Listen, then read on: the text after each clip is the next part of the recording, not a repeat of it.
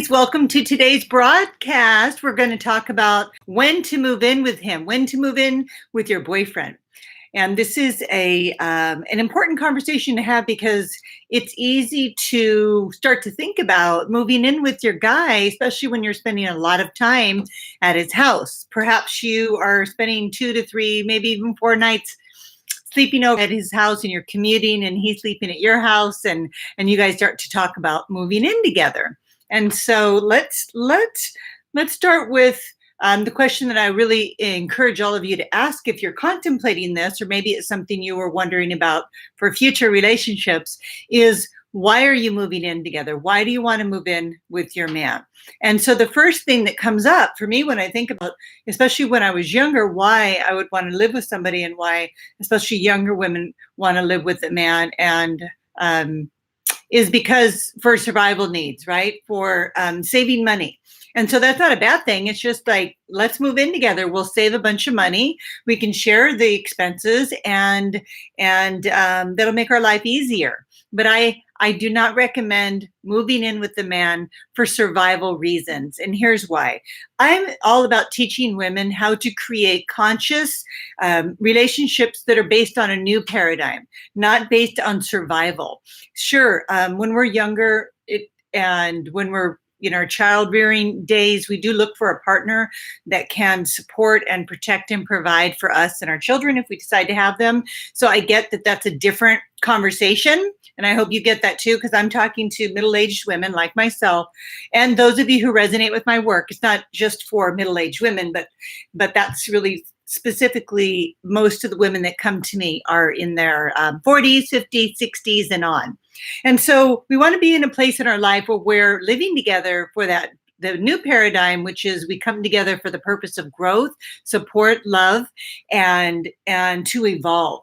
Relationships can make us evolve much faster than they can when we're on our own, because we have a mirror. Somebody's there either acting out or acting in, or they're responding or reacting to us. And we have this opportunity to see how our behavior is being received, and if it's functional, and if we can improve on it. That's why I think relationships are so fabulous, and why I love being a relationship coach. So I don't encourage you to move in with your guy if it's to save money, because eventually, if you're dependent, if you become dependent on him financially, could be a big problem for you if things don't work out and you have to end up moving out. So if you're in this situation right now, I recommend that you start a savings account, or make sure you have a savings account in your name, so that if things don't go the way that you'd hope they would, and you decide to break up, you have something to fall back on to get started. And so if you are moving in for financial reasons, I really recommend just getting a roommate, because it's so much easier to get a roommate, let them contribute, share all the expenses without the heartache of possibly breaking up and putting so much pressure on your relationship. Because when you're sharing so much and there's not any commitment for a future, it could cause a lot of problems when it comes time to talk about that future relationship. And so let's talk about the conversations that you want to have if you are going to move in with your boyfriend, if you're considering it. Now, I really recommend, and this is my personal preference, and I have no problem sharing my opinion with you, because just that is my opinion. But I don't recommend moving in with a man unless you have plans for marriage or a committed relationship, whatever that is for you. That conversation needs to happen. It's very hard to have the conversation after you move in, especially if the man is resistant because you're already living there and things are going well. He may not see the value in changing the dynamic of your relationship when things are going well. And that's going to be cause a lot of, a tug on your heart. If you're wanting to be married, you want to have that wedding, you want to announce it to all your friends, and he's resistant to it. Now you're in a bit of a conundrum, right? You're pushing for the deeper commitment. He's resisting. And now you have some stressors in your relationship that weren't there before. And that's where, hi, Margaret, welcome. Thank you. And thank you, Facebook ladies, for being here. I love seeing all of you. And so back to what I was saying about I just don't recommend it because it's hard to get that commitment. It's not impossible, of course, but I've just seen it happen to so many women. They move in, and after 2 years, 3 years, 4 years, like they can't get the guy to commit. And he's like, I'm fine, I'm comfortable, everything's great. And everything is great. It's just that you want to get married and he doesn't. And so there's a tug war that starts to happen.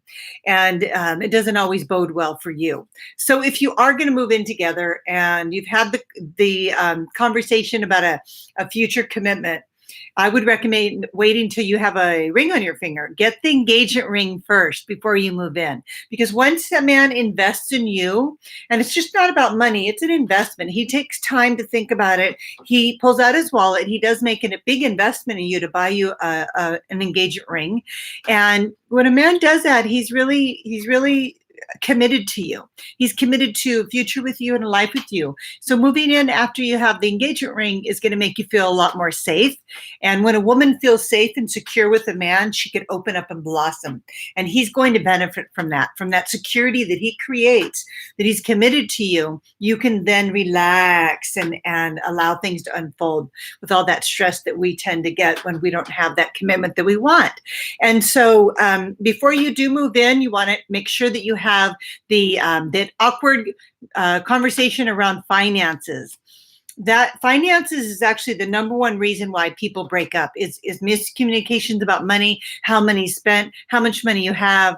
When things go wrong, maybe somebody loses a job, who's going to step in and cover that? Do you have a savings account? Who's going to pay the bills? Who's going to reconcile the accounts? There's so many different things that you need to talk about in terms of your finances.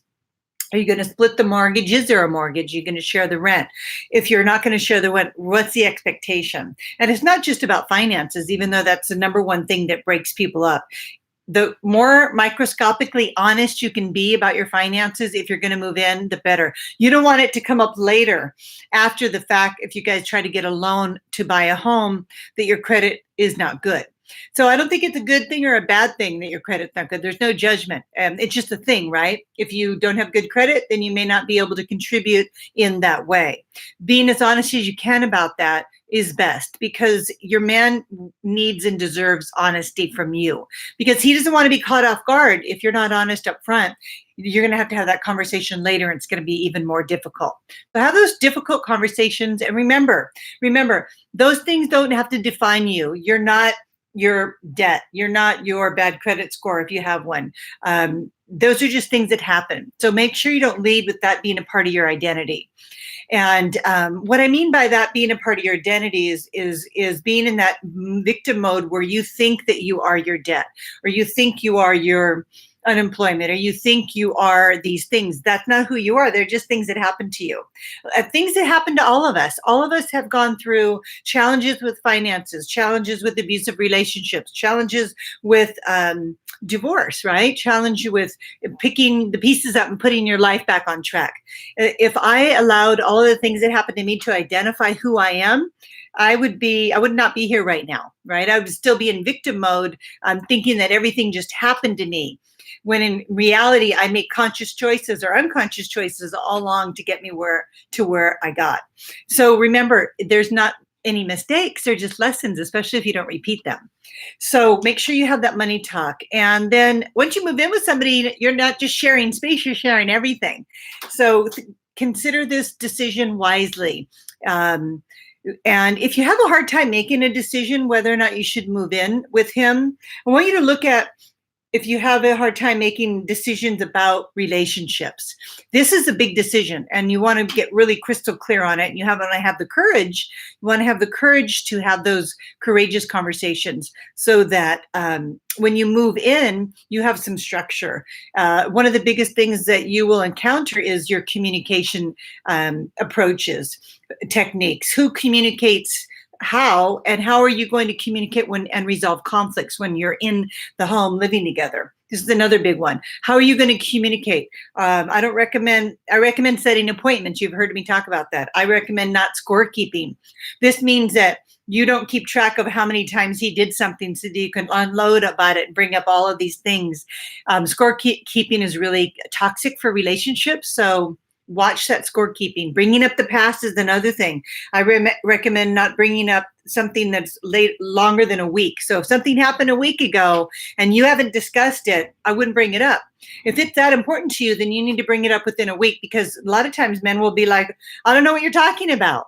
And he will have just forgotten, or it wasn't even important to him, but it's chewing you up inside. It's eating you up inside. And so if you don't say anything, he can't read your mind. You really need to articulate in a healthy way what happened and how it impacted you, and share that information with him, so that you don't end up scorekeeping. Scorekeeping is, like I said, it's very toxic, and it causes a lot of problems in relationships. And I hate scorekeeping. It's like the last thing you want is a guy to say, well, you always leave your clothes on the floor, or you leave a trail of crumbs behind you when you leave the room, or, always, like always, never. That's really, we all hate to hear that, right? So past relationships and triggers. You want to know how you're going to manage your triggers, how you're going to talk about your past relationships, or have you resolved them? All kinds of things come up when moving in together. And yes, it can be a very exciting time, and it'll be riddled with obstacles if you don't take the time up front to get all this clarity. And so what I want to share with you ladies that are here on the call with me, and I just want to welcome the ladies that are jumping on YouTube, is to let you know that if you've gone through a divorce and you're really struggling, or maybe you're in the middle of a divorce, struggling with overcoming the pain that divorce causes. I have opened up my calendar to take on 2 more private clients. So I only open my calendar up once a year for private clients, and I only work with 4 people privately during the course of a year. I really focus on my private clients and give them a lot of one-on-one and a lot of support around the clock to push you out of the situation you're in into a more healthy situation. So if you've struggled with divorce, or maybe you've never been married, maybe you haven't realized your potential, and you know that you're meant for more. You know that you deserve to have this wonderful love that I talk about constantly. Then this is an opportunity for you to talk with me to see if it's a fit to work together. I have worked with women that have been sexually abused, verbally abused, emotional abuse, and physical abuse. And I can help you heal your heart. Until you heal your heart, you're constantly looking at life through those painful experiences. And the painful experiences, if you haven't healed them, caused you to attract like experiences in order to attempt to get your attention, so that you heal the painful experiences. So the painful experiences don't go away. You just end up suppressing them more and more and more. So we need to heal those, so that you can have the healthy relationship that you're destined to have. That's, I know that you look everywhere on the internet, and there's all this, so much self-development out there now. I just love it. I'm so excited about being on this path to help women to expand, to grow, heal, and have everything that their heart desires. That's so exciting to me, because that's what I've done in my own life. And that's what my clients experience when they work with me. So in the box below, there's a link to fill out a short questionnaire, so that I have a little information about you. So when we get on the phone, our time is well spent. This is a complimentary call, by the way. And so I'm inviting you to take advantage of this opportunity to talk with me and see if this is a fit for you. I love working with my private clients. I was so excited just to do this Facebook Live today. I think about all of you in between the times that I do these Facebook Lives, and I just want the best for you. And there's so much more in life that you need to experience, but the fears will hold you back and keep you playing small. And so I can help you navigate through those. You shouldn't be living a fear-based life. Fear is just false evidence appearing real, right? It's made up by the mind. It's not real. And once you learn that and can really overwhelm, anxiety, fear-based thinking, it's incredible how much bigger your life can get without changing your lifestyle. Instantly, your life gets bigger. I mean, you have to look at how much is it really affecting you emotionally and financially to have these issues. Because what happens is they create more problems, right? The issues create more chaos in your life, especially when it comes just to simple things like making decisions on whether or not to move in with your guy. It's a big decision. If you don't trust yourself to make that decision, then we need to work on those areas and help you to learn how to trust yourself, especially after you've made choices in the past that have been less than favorable on your on your side. So take a look at that link, fill out the questionnaire, and I'll look forward to talking with you next week. I'm going to open my appointment book on Tuesday because I'm taking the weekend off to spend with Michael. We're going to go up to take a drive up to Laguna Beach and stay at a hotel for a night and have a romantic evening. There's another reason why I want to help you, ladies. If you're going to be alone for the Labor Day weekend, I'd rather see you with a man. I love being married. It's an incredible experience, and not just because Michael's amazing, and he is, but because when a woman feels safe and we have this relationship that really wrought, it brings up so much. It brings us so much support. Michael is so supportive, and he's great to run things by. He's kind of has a great business acumen, so I can turn to him about my business. I can talk to him about so many things. He's such a great support system for me that it's allowed me to blossom into my work and help more women. So for me, it's just been an incredible experience, and I know that it can be for you. And I don't want you to spend the holidays alone if you want to be with someone. Okay, ladies, I'm going to take some questions. Let's see. What questions do we have here on YouTube? Dating a great guy for 2 months. He calls, plans, picks me up. What can should I be doing for him? Well, that's a good question. Dating for 2 months, so that's wonderful. I would be making him dinners. I would be spending an equal amount of time with him at his place as you are at your place. I think this is really important. And it's really great to be in receiving mode and have a man do all this for you. But after the relationship's established and 2 months seems to be established, I really recommend that you make sure that your man feels appreciated, respected, and adored by you. So whatever his love language is, does he love words of affirmation? Does he love physical touch? Most men do. You need to figure out what floats his boat and then keep doing that. I have a little tip for you. It's really important to find out what a man's platinum rules are. And what platinum rules are different from the golden rules, right? We all want the golden rules. But the platinum rules are like 3 things that he absolutely loves you to do for him. So I would find out what those top 3 things that are important to him and make sure you always do those. For example, Michael really wanted, when I asked him about this, and we had a fun little night where we both came up with our platinum rules, and mine were different than his. So one of his rules was that he wanted me to meet him at the door. When he came home from work, it was really important for him to greet him at the door because it made him feel respected, that I was respecting him. Now, I didn't realize this until he told me. I didn't think of it. If I was in the room, I would greet him at the door. But if I was in the other room, I would just call out, "Hey, honey." But now I go to the door, I give him a kiss, I take his briefcase, I hang it up in the hallway, the foyer where we put our things, and he loves it. It makes his heart sing, I can tell. He always wanted that in his first relationship and never got it. And so I'm so happy to do that for him. But honestly, I would not have known if I didn't ask him. One of my platinum rules is flowers. Okay, I'm a woman. I love fresh flowers. So please bring me flowers a couple times a month. Stop at Vaughn's on the way home and pick up a little bushel. Doesn't have to be anything elaborate. But that makes my heart sing, right? Who doesn't love to have a man walk in the door with flowers in his hand? It's like priceless. It's as good as a puppy. So get the platinum rules out. And all of you watching this, if you have a man in your life, find out what the top 3 things that he wants you to do for him that makes him happy. And I bet you'll be surprised with one of them. I think one of them's obvious. We don't have to mention that. But see what he says about the other 2. Okay, would we have another question here on YouTube?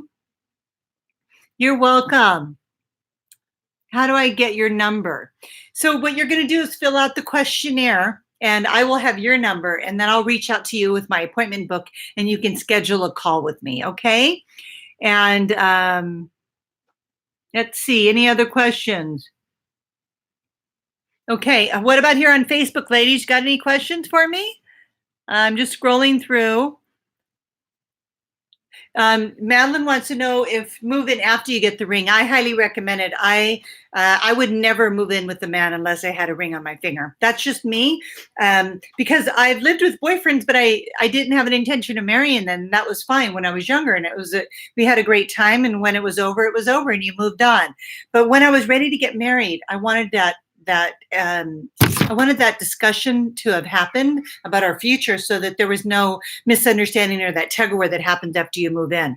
That was just really important to me, that we both wanted the same things in the long run. And that's why in both of my marriages, I was engaged before I moved in. But once I got engaged, I was comfortable moving in and planning the wedding together. So that's what worked for me twice. So I think it's a good rule of thumb.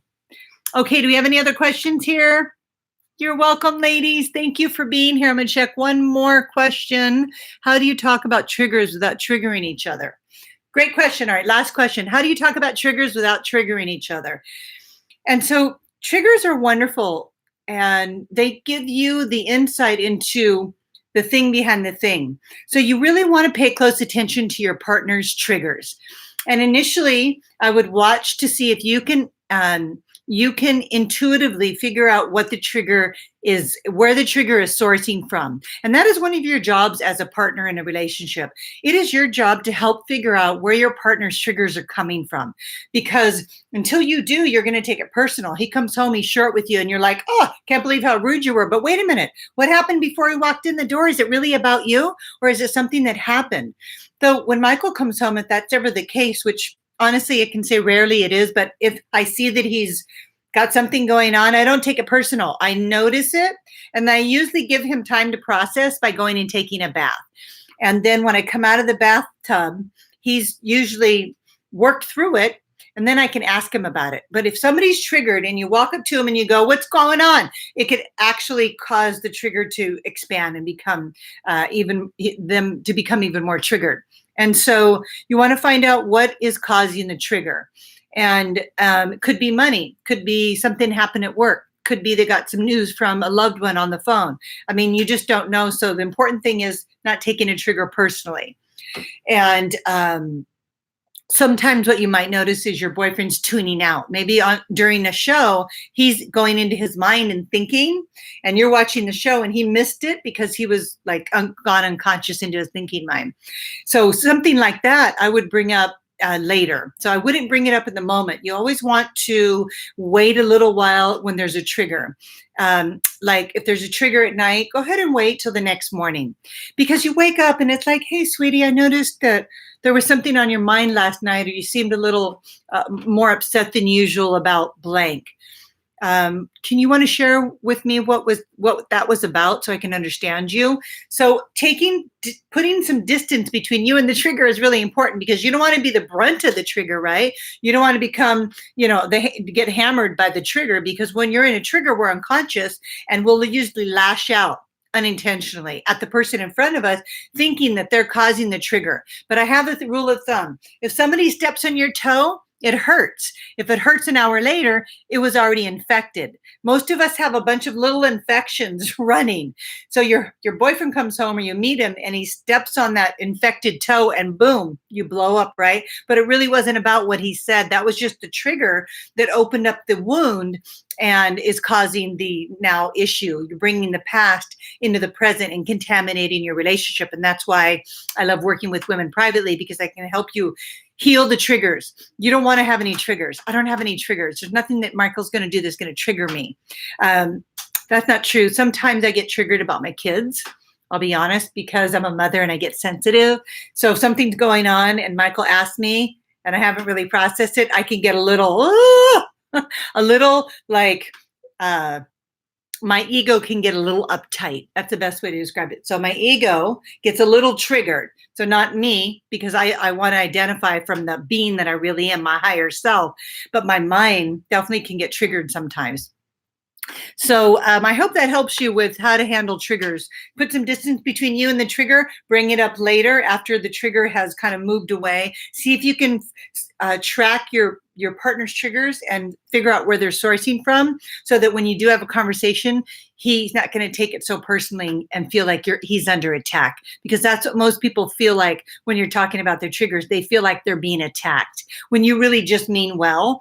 And so you want to make sure you set an appointment to talk about that, so that he's not caught off guard and feels like you're, as soon as he walks in the door, you're attacking him. That's what it feels like, even though that's not what you're doing. So setting appointments is so empowering. Like, sweetheart, can we talk about what happened last night when we get home from work today? So in the next day, in the morning, you would just say, can we talk about what happened last night when we get home from work tonight? And just set an appointment. He'll know what you want to talk about. And then you're just coming from love and you're not going to attack him. Okay, ladies, I hope this was helpful. And just know I'm always sending you so much love. Have a wonderful weekend.